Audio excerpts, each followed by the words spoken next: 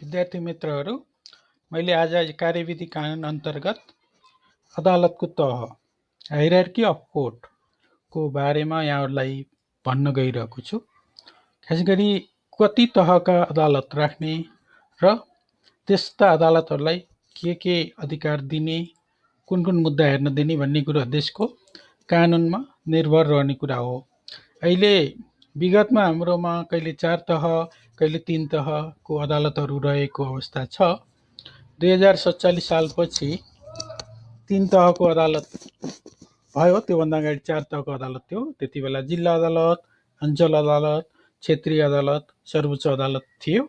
47 साल पछाडि जिल्ला अदालत, पुनरावेदन अदालत र सर्वोच्च अदालतको व्यवस्था भयो र अहिले त्यो 3 तहलाई नै निरन्तर दिएको छ। तर जिल्ला अदालत, त्योभन्दा माथि उच्च अदालत र केन्द्रमा सर्वोच्च अदालत रहने गरी अदालतको तह निर्धारण गरिएको छ। यी अदालतहरू जिल्ला अदालत, उच्च अदालत र सर्वोच्च अदालतलाई हामीले यो नियमित अदालत भन्न सक्छौँ। नियमित रेगुलर रहने अदालतहरूको तह 3 तह रहेको छ। यो नियमित अदालत अर्थात् जिल्ला अदालत, त्योभन्दा माथि रहने उच्च अदालत र केन्द्रमा रहने सर्वोच्च अदालत बाहेक खास किसिमका मुद्दा हेर्न, विशेष खालका मुद्दाहरू हेर्नको लागि, विशेष प्रकृतिका मुद्दाहरू हेर्नको लागि विशेष अदालतहरू गठन गर्न सकिन्छ, न्यायाधिकरणहरू गठन गर्न सकिन्छ वा यो स्पेशलाइज्ड कोर्टहरू, विशिष्टीकृत अदालतहरू गठन गर्न सकिन्छ। न्यायिक निकाय र अर्धन्यायिक निकाय पनि रहेका हुन्छन्। तर मूलत हामीले हेर्दाखेरि नेपालको अदालतको तह 3 तहको रहेको छ भनेर नै बुझ्नु बेटर हुन्छ। र अदालतको यो तहलाई मोटामोटी रूपमा हेर्दा यसरी बुझ्दा धेरै बेटर हुन्छ। जस्तो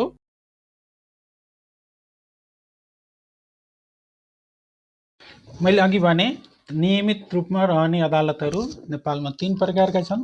तापनि कतिपय विषयहरू हेर्नलाई विशेष अदालत वा निकायहरू पनि गठन गर्न सकिने भएको हुनाले यो स्लाइडलाई एकदमै राम्रोसँग दोहोऱ्याइ एकचोटि हेर्नुहोस् अनि यसले धेरै कुराहरू पिक्चर क्लियर गर्छ जस्तो लाग्छ। हेर्नुहोस् त, हाम्रो नियमित अदालत र यो विशेष अदालतहरू, अर्धन्यायिक निकायहरूको संरचना यसरी सिर्जना गरिएको छ। सर्वोच्च अदालत न्यायपालिकाको सर्वोच्च अङ्ग भएको हुनाले सबभन्दा माथि रहने नै भयो। सर्वोच्च अदालतको मातहतमा उच्च अदालतहरू छन्। उच्च अदालत प्रत्येक प्रदेशमा छन् र कुनै प्रदेशमा साविकका पुनरावेदन अदालतहरू एउटाभन्दा बढी रहेकोमा त्यहाँ इजलास, मुख्य उच्च अदालत अन्तर्गत इजलास वा अस्थायी इजलास भनेर राखिएको छ। अहिले विभिन्न करिब 18 स्थानमा उच्च अदालत वा त्यसको इजलास वा अस्थायी इजलास रहेको छ। सर्वोच्च अदालतको मातहतमा उच्च अदालत रह्यो। सर्वोच्च अदालतकै मातहतमा रहने गरी विशेष अदालतहरू जस्तो काठमाडौँ बबरमलमा रहेको विशेष अदालत,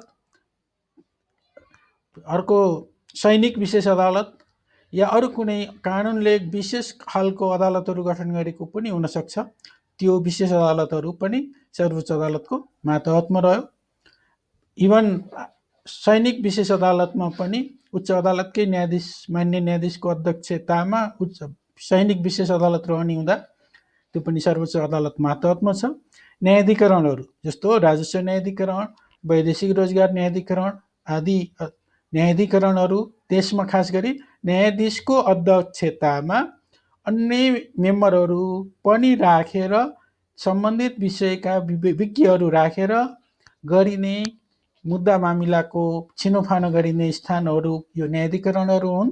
र श्रम अदालत खास गरी मजदुर, मालिक, ट्रेड युनियनको विवाद अथवा यो श्रमसँग सम्बन्धित विवादहरू वैदेशिक रोजगारको सन्दर्भमा यो न्यायाधिकरणमा आउँछ भने अन्य श्रम कानुन अन्तर्गतको विवादहरूमा हेर्नको लागि श्रम अदालत गठन गरिएको छ। त्यसै गरी प्रशासकीय अदालत, कर्मचारीहरूको विवाद हेर्नको लागि प्रशासकीय अदालत गठन गर्न सक्ने कानुनमा व्यवस्था छ। यो सबै मैले उच्च अदालतको साइडमा राखेको कारणले र हेर्नुहोस् त यसको जुन हायरार्की छ त्यो लगभग उच्च अदालतकै सरहको अदालतहरू, निकायहरू, न्यायाधिकरणहरू, विशेष अदालतहरू रहेका हुन्छन्। सबभन्दा माथि जुन सर्वोच्च अदालत छ, सर्वोच्च अदालतभन्दा ठिक्क तलपट्टि उच्च अदालतहरू, विशेष अदालतहरू, न्यायाधिकरणहरू, विशिष्टीकृत अदालतहरू रहेका हुन्छन् र खास गरी उच्च अदालत मातहतमा, जिल्ला अदालतको लेभलमा 77 जिल्लामा जिल्ला अदालत रहेका छन्। जिल्ला उच्च अदालतकै मातहतमा उपभोक्ता अदालत गठन गर्न सक्ने व्यवस्था राखिएको छ। अहिलेसम्म गठन चाहिँ भइसकेको छैन। उपभोक्ता अदालतको कन्सेप्ट यहाँ छ, बाल अदालतको कन्सेप्ट छ यहाँ। यो लेभलमा, जिल्ला अदालतकै लेभलमा बाल अदालत गठन गर्ने कुरा गरिएको छ। त्यो अहिलेसम्म गठन भएको छैन। उपभोक्ता अदालत गठन भएको छैन, जुन उच्च अदालतको मातहतमा रहन्छ। र न्यायाधिकरणहरूमध्ये यो लेभलमा खास गरी सूचना प्रविधि न्यायाधिकरणको कानुनमा व्यवस्था छ। यो इलेक्ट्रोनिक ट्रान्जेक्सन एक्ट जुन छ, साइबर एक्ट भनौँ, विद्युतीय कारोबार सम्बन्धी जुन ऐन छ, त्यो ऐनले जिल्ला अदालतको लेभलमा सूचना प्रविधि न्यायाधिकरणको व्यवस्था गरेको छ भने उच्च अदालतको हैसियतमा सूचना प्रविधि पुनरावेदन न्यायाधिकरणको व्यवस्था गरेको छ।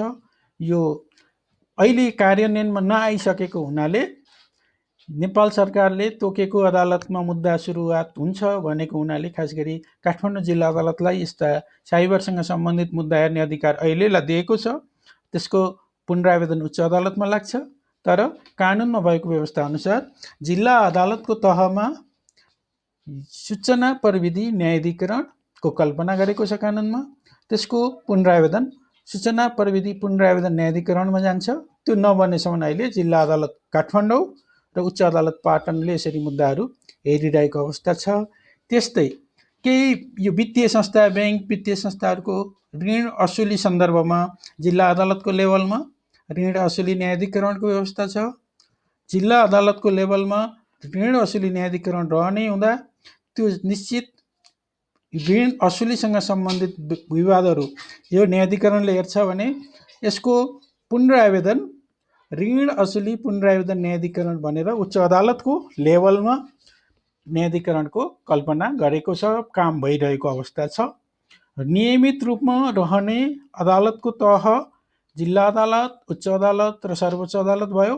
सो बाहेक विशेष खालका अदालतहरू, निकायहरू गठन हुने स्थिति छ र जिल्ला अदालतको मातहतमा विभिन्न निकायहरू छ, जस्तो स्थानीय स्तरका न्यायिक निकाय। स्थानीय स्तरका न्यायिक निकाय भनेको संविधानमा भएको व्यवस्था अनुसार प्रदेश कानुन अनुसार गठन हुने जिल्ला अदालत मातहतमा प्रदेशले कानुन बनाएर निर्माण गर्ने न्यायिक निकाय भन्न खोजेको हो, जुन अहिलेसम्म कार्यान्वयनमा आएको छैन। कसरी आउँछ हेर्दै जाउँ। स्थानीय न्यायिक समिति यो हरेक गाउँपालिका वा नगरपालिकामा रहेको छ, अहिले क्रियाशील छ। मैको विवाद, जग्गाधनीको विवादसँग सम्बन्धित इस्युहरू सेटल गर्नको लागि भूमि सुधार कार्यालय, भूमि सुधार अधिकारीलाई पनि केही अधिकार छ। व्यक्तिको यो जग्गा नापजाँच गर्ने अनि त्यससँग सम्बन्धित विवादहरू टुङ्ग्याउने, रजिस्ट्रेसनहरू, नामसारी, दाखिल खारेज आदि इत्यादि गर्ने प्रयोजनको लागि या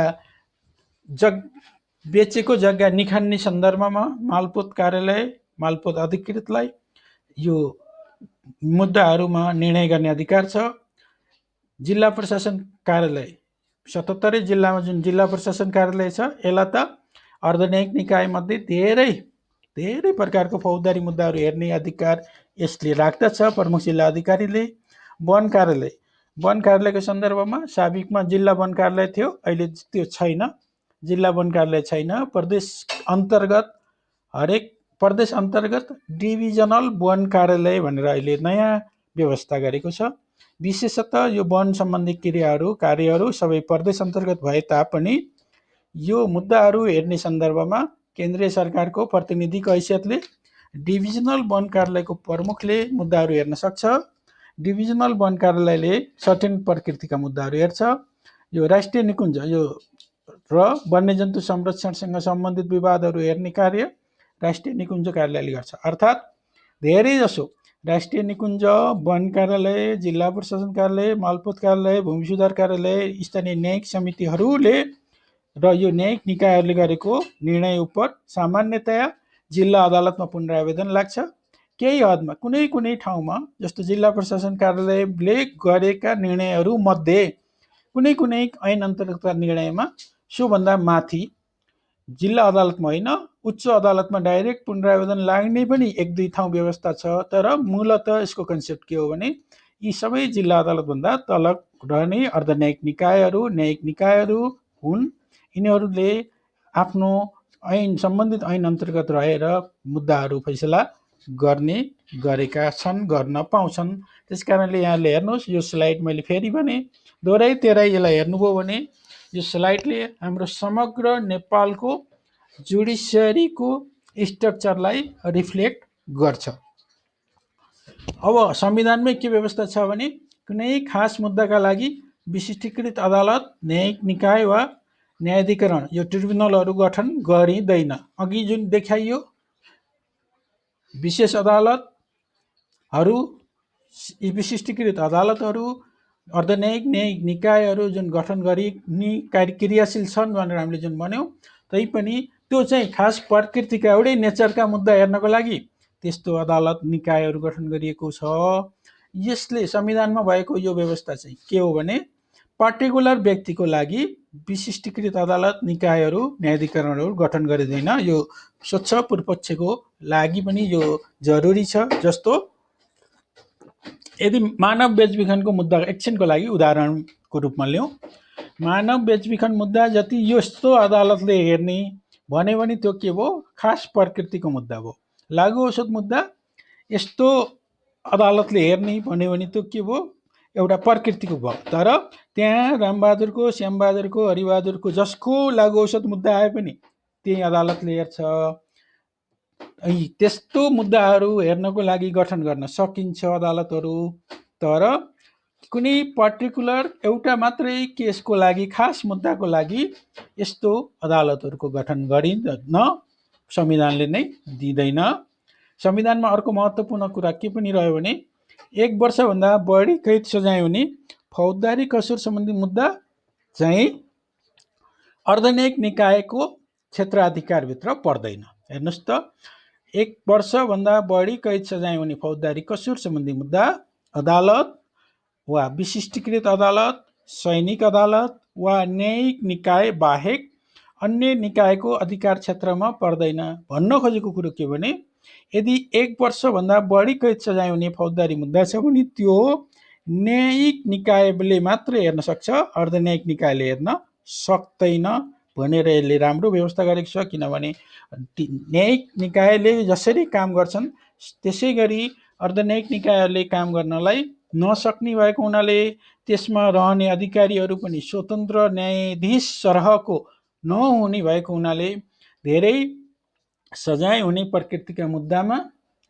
न्यायिक निकायकै अन्डरमा राख्नुपर्छ। अर्धन्यायिक निकाय, प्रशासनिक निकायमा यस्तो मुद्दा जान दिनु हुँदैन भनेर संविधानमा यो व्यवस्था गरिएको छ। साबिकमा चाहिँ धेरै 15 वर्षभन्दा बढी कैद सजाय हुन सक्ने मुद्दा पनि अर्धन्यायिक निकायले हेर्न सक्थे। तर संविधानमा यो प्रावधान राखिसकेपछि अहिले अब 1 वर्षभन्दा बढी कैद सजाय हुने मुद्दा न्यायिक निकायकै क्षेत्राधिकारमा पर्छ। जान्नुपर्ने एउटा विषय। दोस्रो विषय अर्को, अब विभिन्न ऐनले, जस्तो नेपालमा जति करिब 300 को हाराहारीमा जुन ऐनहरू छ, धेरै जसो ऐनहरूमा केही न केही विवादसँग सम्बन्धित मुद्दाहरू अनुसन्धान गर्ने कुरो, त्यसलाई अभियोजन कसरी गर्ने भन्ने कुरो र त्यसको कारबाही सुनुवाई कसरी कुन निकायले गर्ने भन्ने कुराहरू छ। त्यसमा कतिपय कुराहरू बाँडिएको अवस्था हुन्छ र विभिन्न ऐनले विभिन्न प्रकारका मुद्दा हेर्नको लागि, सजाय गर्नको लागि, क्षतिपूर्ति उपलब्ध गराउनको लागि फैसला गर्ने अधिकार दिएको छ। जस्तो वाणिज्य विभाग, उपभोक्ता हित संरक्षण विभाग, भन्सार कार्यालय, अन्तशुल्क कार्यालय, अध्यागमन कार्यालय, यस्ता धेरै कार्यालयहरूले, अधिकारीहरूले यस्तो मुद्दाहरू हेर्ने पाउने गरेका छन्। तर यो 1 वर्षभन्दा बढी कैद सजाय नहुने, 1 वर्षभन्दा 1 वर्षसम्म भनौँ न, 1 वर्षसम्म कैद सजाय हुन सक्ने मुद्दा कानुनले व्यवस्था अनुमति दिएको अवस्थामा यस्ता अरू निकायहरूले, प्रशासनिक अधिकारीहरूले पनि मुद्दा हेर्न पाउने खालको हाम्रो स्ट्रक्चर छ। जस्तो फेरि यसलाई एकचोटि अर्को तरिकाले रिभ्यू गरौँ त, नेपाल कानुन बमोजिम मुद्दा हेर्ने अन्य निकाय, अर्थात् यो अन्य मैले कसरी भने नियमित अदालत बाहेक, जिल्ला अदालत, उच्च अदालत र सर्वोच्च अदालत बाहेक नेपाल कानुन बमोजिम मुद्दा हेर्ने अन्य निकाय के छन् त? विशेष अदालत, सैनिक विशेष अदालत अघि पनि मैले आइसकेको छ, त्यही पनि म एकचोटि यसलाई दोहोऱ्याएँ। न्यायाधिकरणहरू हेर्नुहोस्, एक्जाम्पलको लागि राजस्व न्यायाधिकरण, वैदेशिक रोजगार न्यायाधिकरण, सूचना प्रविधि न्यायाधिकरण, ऋण असुली न्यायाधिकरण। यो स्पेसलाइज कोर्ट अन्तर्गत विशिष्टीकृत अदालतमा प्रशासकीय अदालत, श्रम अदालत, बाल अदालत, उपभोक्ता अदालत, यो धेरै खालका अदालतहरू गठन गर्न सक्ने कानुनमा व्यवस्था छ। स्थानीय न्यायिक समिति, अब यो चाहिँ मैले भनिहालेँ, यो संविधानमा छ, अहिलेसम्म कार्यान्वयनमा आइसकेको छैन।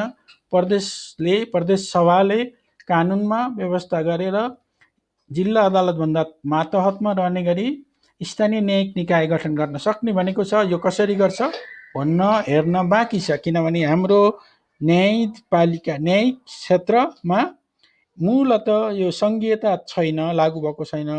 पुरानै तरिकाले, एकीकृत तरिकाले, यो एकात्मक तरिकाले न्यायपालिका रहेको छ। अब प्रदेशले आफ्नो आफ्नो क्षेत्र अनुसार, जस्तो बागमती प्रदेशलाई ट्राफिक व्यवस्थापन कसरी गर्ने भनेर उसले कानुन बनाउन, त्यसको विवादहरू हेर्नको लागि कुनै ट्राफिक सम्बन्धी कोर्टहरू स्थापना गर्न सक्छ। कर्णाली प्रदेशलाई त्यो आवश्यकता नपर्ला, उसलाई कुनै जडीबुटीसँग सम्बन्धित कुराहरू अथवा अन्य स्थानीय उत्पादनसँग सम्बन्धित कुराहरूलाई रेगुलेट गर्नको लागि कुनै निकाय, न्यायिक निकाय गठन गर्न आवश्यक महसुस गर्यो भने संविधान र कानुन प्रतिकूल नहुने गरी प्रदेश सभाले कानुन खडा गरेर यस्ता निकायहरू गठन गर्न सक्छ भन्ने व्यवस्था छ। अब यो कसरी अगाडि बढ्छ हेर्दै जाउँ। जस्तो अर्धन्यायिक निकायभित्र जिल्ला प्रशासन, अघि मैले भने डिभिजन वन कार्यालय, राष्ट्रिय निकुञ्ज, मालपोत कार्यालय, भन्सार कार्यालय आदिले मुद्दाहरू हेरिरहेको अवस्था छ। अनि यो अर्को, यो कोर्टको हायरार्कीलाई हामीले अलिकति नजिरको आधारमा, अदालतले प्रतिपादन गरेका नजिरहरू, सर्वोच्च अदालतले प्रतिपादन गरेका नजिरको आधारमा या अदालतले गरेको न्यायिक निकायहरू, अर्धन्यायिक निकायले गरेको फैसला सुन्ने, पुनरावेदन सुन्ने दृष्टिकोणबाट पनि एकचोटि अध्ययन गर्नु सकिन्छ, गर्नुपर्ने हुन्छ। जस्तो सबैलाई थाहा भएको कुरा के हो कि तल्लो अदालतले नजिर स्थापना गर्न, प्रतिपादन गर्न सक्दैन। नेपालको संविधान अनुसार सर्वोच्च अदालतले मात्रै नजिरहरू प्रतिपादन गर्छ र सर्वोच्च अदालतले प्रतिपादन गरेको नजिरको पालना गर्नु स्वयं अदालतहरू, कार्यपालिका निकायहरू, प्रशासनिक निकाय अधिकारीहरू, व्यक्तिहरू सबैको लागि यो बाध्यात्मक रूपमा हुन्छ। अभिलेख अदालत अर्थात् कोर्ट अफ रेकर्डको नाताले नेपालको सुप्रिम कोर्टले नजिरको प्रतिपादन गर्छ। यो धारा 128मा हेरौँ, यो संविधानको धारा 128 अनुसार पनि सर्वोच्च अदालतले प्रतिपादन गरेको नजिरलाई सबैले मान्नुपर्ने भएको हुनाले प्रतिपादित नजिरको पालना गर्नु सम्पूर्ण निकाय वा अधिकारीको दायित्व हो र यसमा जस्तो धेरै सङ्ख्यामा रहेको न्यायाधीशहरूको इजलासले गरेको व्याख्या वा प्रतिपादन गरेको कानुनी कुनै सिद्धान्त छ भने त्योभन्दा कम सङ्ख्यामा रहेका न्यायाधीशको इजलासलाई बाध्यकारी हुन्छ। कसरी एउटा विषयमा अदालत, सर्वोच्च अदालतले प्रतिपादन गरेको सिद्धान्त कसरी त्यसलाई ओभररुल हुन्छ, नजिर कसरी ओभररुल हुन्छ, मैले उदाहरण सहित पहिला पनि बताएको छु। जस्तो नाबालकलाई यो क्षतिपूर्तिको लागि लायबल गराउने कि नगराउने, यो भन्ने सन्दर्भमा खास गरी 10 वर्षदेखि 14 वर्षसम्मको बालकलाई, नाबालकलाई क्षतिपूर्तिको लागि, रेप केसमा क्षतिपूर्ति उसलाई दिलाउनु पर्ने कि नपर्ने भन्दा पहिला डिभिजन बेन्चले आर्थिक दण्ड जस्तै हो क्षतिपूर्ति पनि, उसलाई कुनै जरिवाना नहुने क्लासको वर्गको बच्चा भएको हुनाले क्षतिपूर्ति पनि दिलाउनु हुँदैन, उसलाई बाध्य गर्नु हुँदैन भनेर डिभिजन बेन्चले एउटा फैसला सिद्धान्त प्रतिपादन गरेको थियो। मैले क्लासमा छलफल गरेका थिएँ। तर त्यो सिद्धान्तसँग पछाडि आएको अर्को गठन भएको अर्को डिभिजन बेन्च करिब 3-4 वर्षपछि, पहिला 63 सालमा भएको थियो, पछिल्लो इजलास 67 सालमा, पछिल्लो 2 जनाको डिभिजन बेन्च त्यसमा सहमत भएन। पहिलाको डिभिजन बेन्चले फैसला गरेको मुद्दामा, प्रतिपादन गरेको नजिर रेसियोमा पछिल्लो डिभिजन बेन्च समान सङ्ख्यामा रहेको इजलासले असहमति जनाएपछि उसले गरेको असहमतिले पनि कानुनी मान्यता प्राप्त गर्नको लागि त्योभन्दा माथिल्लो सङ्ख्या भएको न्यायाधीशहरूको बेन्चमा पेश गर्नुपर्ने हुन्थ्यो र उसले पुरानो व्याख्यालाई असहमति जनाउँदै त्यो कारणहरू उल्लेख गरेर पूर्ण इजलासमा पेश गर्ने आदेश गर्यो।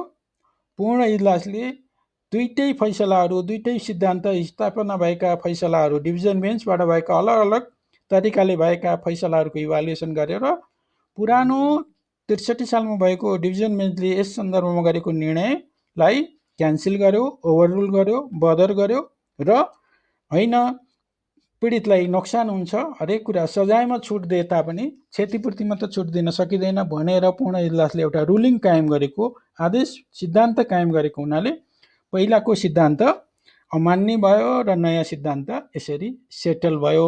त्यसकारणले अदालतको स्ट्रक्चरलाई नजिरको आधारमा व्याख्या गरियो भने कुन अदालतले नजिर स्थापना गर्न सक्छ भन्दा सर्वोच्च अदालतले गर्न सक्छ। त्यसले स्थापना गरेको नजिर पालना गर्नुपर्ने दायित्व त्योभन्दा सम्पूर्ण व्यक्तिलाई हुने भयो। सर्वोच्च अदालत भित्रै पनि हाइरार्की हुने भयो। सिंगल बेन्च, डिभिजन बेन्च, फुल बेन्च, लार्जर फुल बेन्च, कन्स्टिट्युसनल बेन्च र विगतमा त स्पेसल बेन्च थियो, अहिले स्पेसल बेन्चको ठाउँमा यो कन्स्टिट्युसनल बेन्च छ। त्यसकारणले त्यो न्यायाधीशहरूको सङ्ख्या समेतको आधारमा कुन बाध्यकारी हुने कुन नहुने भन्ने कुरा पनि आउने भएको हुनाले अदालतको स्ट्रक्चर हेर्दा तल्लो अदालत, माथिल्लो अदालत र सर्वोच्च अदालतभित्र पनि नजिर इजलासको कारणले स्ट्रक्चरहरू, हाइरार्कीहरू ठुलो वा सानो रहेको छ। र यो हाम्रो यो अदालतको स्ट्रक्चरको सन्दर्भमा अब लास्टमा एउटा स्लाइड हेरौँ, त्यसपछि फेरि हामी अर्को क्लासमा छलफल गरौँला। पुनरावेदनको आधारमा पनि अदालतको तहलाई निर्धारण गरिएको हुन्छ। अपिलको आधारमा, जस्तो तल्लो अदालतले गरेको फैसला उप माथिल्लो अदालतमा पुनरावेदन गर्न पाइन्छ भने त्यसलाई पुनरावेदनको आधारमा अदालतको तह भन्न सकिन्छ। सबै मुद्दाहरूमा पुनरावेदन गर्न नपाउन पनि सकिन्छ। यदि कानुनले अवसर दिएन भने पुनरावेदन गर्न नसकिने अवस्था हुन्छ। जस्तो यो अघि भनियो नजिरको आधारमा अदालतको जुन स्ट्रक्चर हामीले अघिल्लो स्लाइडमा हेऱ्यौँ, त्यो बेसिकली एडभर्सरियल सिस्टम अपनाउने देशहरू बेलायत, भारत, अमेरिका जस्ता देशहरूमा यो लागू हुने भयो नजिरको कुरो। अब यो सिभिल ल, कन्टिनेन्टल लिगल सिस्टम अन्तर्गत सिभिल ल प्रणाली अपनाउने देशहरू जस्तो जर्मन, फ्रान्स जस्ता देशमा तल्लो अदालतले गरेको फैसला उप माथिल्लो अदालतमा अपिल लाग्ने भएको हुनाले माथिल्लो अदालत जस्तो सर्वोच्च अदालत अन्य अदालतभन्दा ठुलो हुने भयो। तर त्यहाँ अदालतले नजिर प्रतिपादन नगर्ने भएको हुनाले त्यहाँको हाइरार्की नजिरको आधारमा होइन अपिलको आधारमा कायम रहेको हुन्छ र माथिल्लो अदालतको फैसलामा उल्लेख गरेको विषय तल्लो अदालतको लागि बाध्यकारी हुँदैन, अनुनयात्मक पर्सुएसिभ मात्रै हुन्छ। त्यसलाई लिन पनि सक्छ, नलिन पनि सक्छ। तल्लो अदालतलाई यसरी बाध्य गर्न सकिँदैन। जस्तो नजिरको आधारमा हेर्दाखेरि त्यस विषयमा कायम भएको सिद्धान्तलाई कसैले अस्वीकार गर्न पाउँदैन थियो। त्यसकारणले नजिरको आधारमा तल्लो तह र माथिल्लो तह भनेर छुट्याइयो। यस्तो अदालतमा चाहिँ, यस्तो सिस्टममा चाहिँ यो नजिरको आधारमा होइन, खालि अपिलको आधारमा तल्लो अदालतले गरेको फैसला माथिल्लो अदालतले अपिलको माध्यमबाट उल्टाउनु या मूल्याङ्कन गर्न सक्ने भएको हुनाले तल्लो अदालत र माथिल्लो अदालतको हाइरार्की छ सम्बन्धित व्यक्ति पक्षहरूको लागि। तर आम रूपमा तल्लो अदालत र माथिल्लो अदालत या नजिर भन्ने प्रसङ्ग त्यहाँ आउँदैन। त्यसकारणले अपिलको आधारमा मात्रै यो अदालतको तहहरू कायम रहेको अवस्था छ। त्यस कारणले अब हामीले यो चौथो च्याप्टरमा रहेको जुन हाम्रो हायरार्की अफ कोर्ट र जुरिस्डिक्सनको जुन पार्ट छ, अहिले मैले आज यहाँहरूलाई हायरार्की अफ कोर्टको अदालतको तहको बारेमा यहाँहरूलाई अलिकति जानकारी दिएँ। अब आगामी क्लासमा चाहिँ यो अदालतको अधिकार क्षेत्रको पार्टमा हामी छलफल गर्नेछौँ। धन्यवाद।